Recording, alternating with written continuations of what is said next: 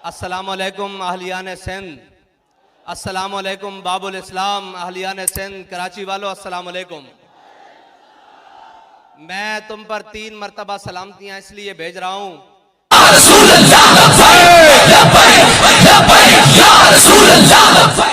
और जिस दिन तहरीक लब्बैक या रसूलुल्लाह ने महंगाई निजात मार्च रखा है, यह दिन कोई आम नहीं है।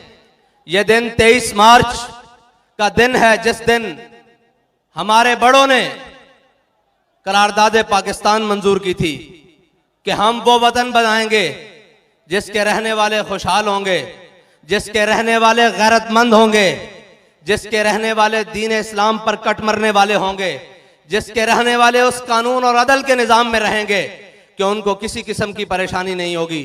लेकिन 75 साल से हम पर वो बुज़दिल, वो बेशरम और वो वलैती लीडर हम पर मुसल्लत कर दिए गए, जिन्होंने इस कौम को बजाय कि ये दिन इस तरह मनाते कि आज वो दिन है जिस दिन इस रियासत की इस बुनियाद रखी गई, लेकिन आज वो महंगाई का रोना रो रहे हैं। इसकी कसूरवार तकरीबन हम खड़ी, ये सारे गलाजत के पलंदे हैं जो कौम के गले में डाल दिए गए हैं। लेकिन अफसोस के वक्त और कुदरत ने बड़े मौके दिए इन सबको कि शायद ये सुधर जाएं। फिर के गली गली तबाह, ठोकरें सबकी खाए क्यों, अब जाओ प्यूटन की ठोकरें खाओ। आपकी थी तूने, उनका जनाब चलता है नज़म, उस सब के सरबराह तुम खुद और तुम्हारा बाप है। और हमसे तवक्को करते हैं कि कहीं सीट एडजस्टमेंट हो जाएगी। मैंने कहा आपके लिए हमने सिर्फ लिटर एडजस्टमेंट रखी हुई है।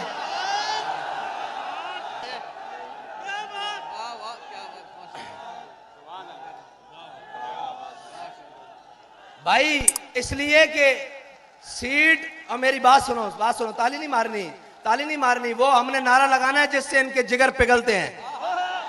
नारा हमने वो लगाना है।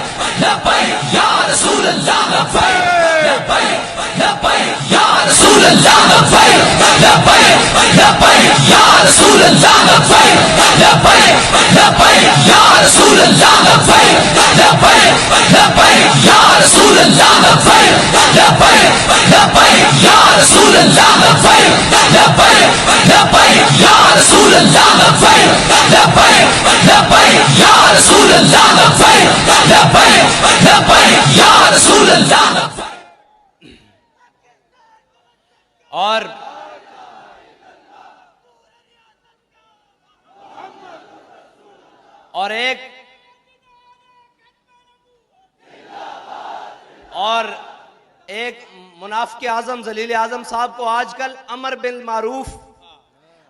मारूफ आई हुई है।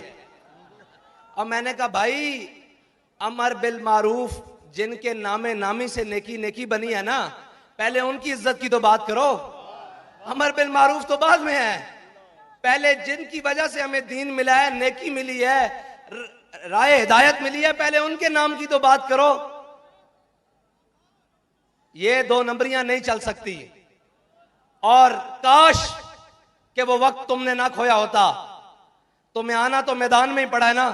हम तुम्हें कहते थे ये कुर्सी 4 दिन की है, आना तुमने कौम में ही है और तुम्हें लगाना मैदान ही पड़ेगा। काश के ये मैदान तुमने हुजूर की नामूस के लिए लगाया होता। काश के ये बयान तुमने हुजूर से ही दुआ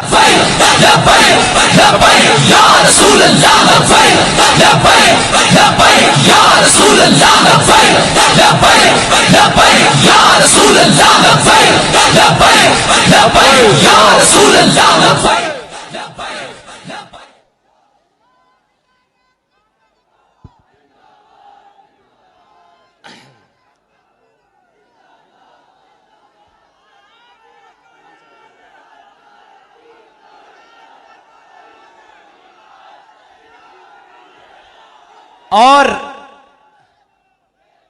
जो बड़े पढ़ी लिखी हुकूमत लेकर आए और बड़े समझदार लोग लेकर आए कि ये मुल्क को संभालेंगे, उन पढ़े लिखों ने पाकिस्तान का हाल ये किया कि पहले पाकिस्तान सिक्योरिटी रिस्क पर था, इसको सरहदी खतरात थे, अब ये माशी रिस्क पर है। ये पढ़े लिखों ने हाल किया है पाकिस्तान का, और ये समझते हैं कि तहरीक लब्बैक वाले ऐसे ही उठकर आ गए हैं, इनको मैशत का क्या पता हो। मैंने कहा हमें सिर्फ वक्त और वो वक्त भी दूर नहीं है इंशाल्लाह। मैशत दुरुस्त करना पढ़े लिखों का काम है ही नहीं, मैशत दुरुस्त करना डंडे वालों का काम है। अगर पढ़े लिखों का काम हो गए तो आज जहांगीर तरीन साहब को सामने बिठा लो, वो कहेंगे सबसे ईमानदार मैं हूं। आज अलीम खान को सामने बिठाओ, सबसे ईमानदार वो है। सारों को छोड़ो, सबसे बड़े डाकू जरदारी को बिठा लो, अच्छा उससे बड़ा चोर बाहर से इंपोर्ट करके बुला लो, नवाज शरीफ, उसको बिठा लो, वो कहेगा मुझसे दयानतदार कोई नहीं है। कौम का पैसा वापस लाने के लिए तुमने क्या क्या ढोंग किए, लेकिन तुम्हारी नीयत ठीक नहीं थी।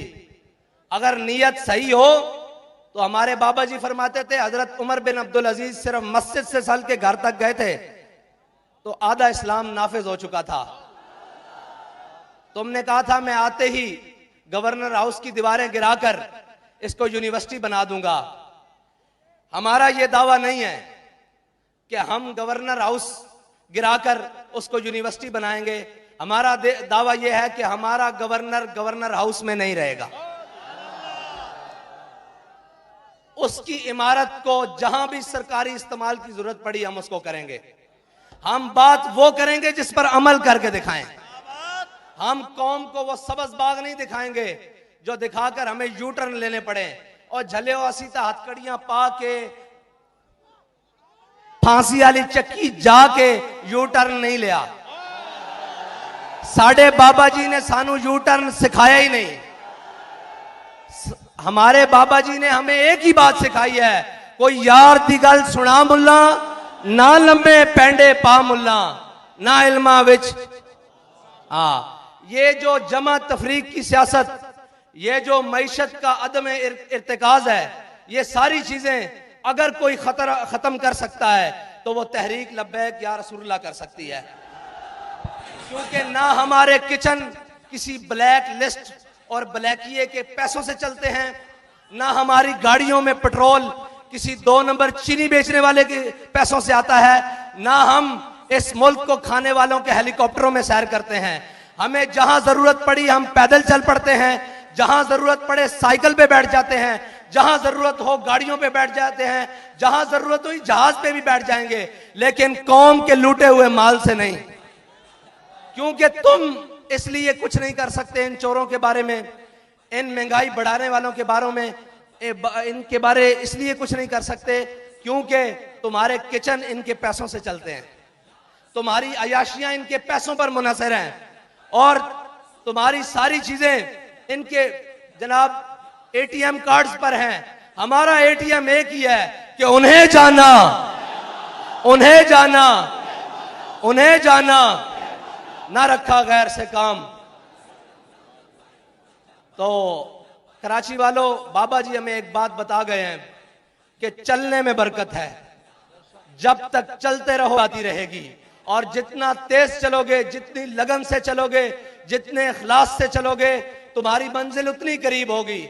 लेकिन एक बात याद रखना मेरी, और वो बात को कान खोल कर सुन लेना कि तुम्हारा दुश्मन, तुम्हारा रकीब, तुम्हारा हासिद तुम्हें जेलों में लेकर जाकर तुम्हारा कुछ नहीं बिगाड़ सका, तुम्हें शहीद कर कर, तुम्हें जख्मी कर कर तुम्हारा कुछ नहीं बिगाड़ सका। अब वो तुम्हारी सफों में दरारें पैदा करने की कोशिश कर रहा है। अपने हाथ दूसरे भाई के हाथ में ऐसे थाम लो। ओहदों की क्या बात है यार, मैं अभी तुम्हारे साथ नीचे खड़ा हो जाता हूं।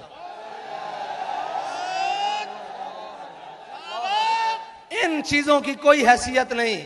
बाबा जी हमारी आंख में सोना और मट्टी बराबर करके गए हैं। हम सब की मंजिल वो है कि हमने हुजूर के दीन को तख्त पर लाना है, और उसके लिए हमने आपस में जो अपने भाई हैं उनके बाजू पकड़ के रखने हैं, और नहीं जाना इस तरफ। यार मैनू कोई ऊंची गल हो, मुझे कोई ऊंची बात हो भी गई है, शान में कोई गुस्ताखी हो भी गई है तो क्या बात, तू ये तो देख कि जब तेरे नबी के बारे में गुस्ताखी हुई तो ये तो बंदा मैदान अमल में था या नहीं? कुछ नहीं होता। ये चार, अब दुश्मन की आखिरी ज़रब है, वो आपकी सफों को तोड़ना चाहता है, लेकिन आप अपनी सफें ज्यादा मजबूत करके उसको ये पैगाम दे दें कि मर जाएंगे जालिम। अब आपका पैगाम अपने आप को मुत्तहिद करना और गली गली में जाओ, कूचे कूचे में जाओ, नगर नगर में जाओ, हर दरवाजा खटकाओ, उन्हें बताओ कि उम्मत के असल वारिस आ गए हैं, कौम के हकीकी तर्जुमान आ गए हैं, पाकिस्तान को अपनी मंजिल के तक पहुंचाने वाले वो लोग हुजूर के गुलाम आ गए हैं, जिनको ना इक्तदार की लालच है, ना जनाब पैसे की हवस है। उनको अगर किसी मकसद की लालच है वो ये है कि ये उम्मत हुजूर सैयद आलम सल्लल्लाहु अलैहि वसल्लम के दामन से वाबस्ता होकर खुशहाल हो जाए और हम सब की निजात हुजूर सैयद आलम सल्लल्लाहु अलैहि वसल्लम के दीन के साथ और उनके निज़ाम से वाबस्ता रहने की है। इंशाअल्लाह ये जो महंगाई हुई है ना, इसमें कौम का भी एक कसूर है। आखिरी बात कर रहा हूं कि आप कह रहे थे तब्दीली आले नु आजमा लियो, थोड़ा जा आजमा लिये, अगर कोई मजीद कसर है तो फिर आजमा लो। है अब इन सब चोरों डाकुओं से जान छुड़ाओ और हुजूर सैयद आलम सल्लल्लाहु अलैहि वसल्लम के दीन को तख्त पर लाने की मेहनत करो, सुबह शाम मेहनत करो और इस तरह निकलो कि तुम्हें किसी की झिझक नहीं होनी चाहिए, किसी की शर्म नहीं होनी चाहिए। वो पूरा सिंध लूट कर अगर महंगाई मार्च कर सकता है, आजादी मार्च कर सकता है, तो हम तो वो हैं कि जिनके दामन पर ना करप्शन का दाग है, ना गद्दारी का दाग है, ना बैरूनी मुल्क से बैरून पैसा भेजने का दाग है, ना लिसानी दाग है, ना कौमियत का दाग है। हमने तो नारा ही वो लगाया जो पूरी उम्मत का नारा है कि मन सबका नबी जन, मन सबका नबी जन। वाखिर दावाना अल्हम्दुलिल्लाहि रब्बिल आलमीन। या रसूल अल्लाह।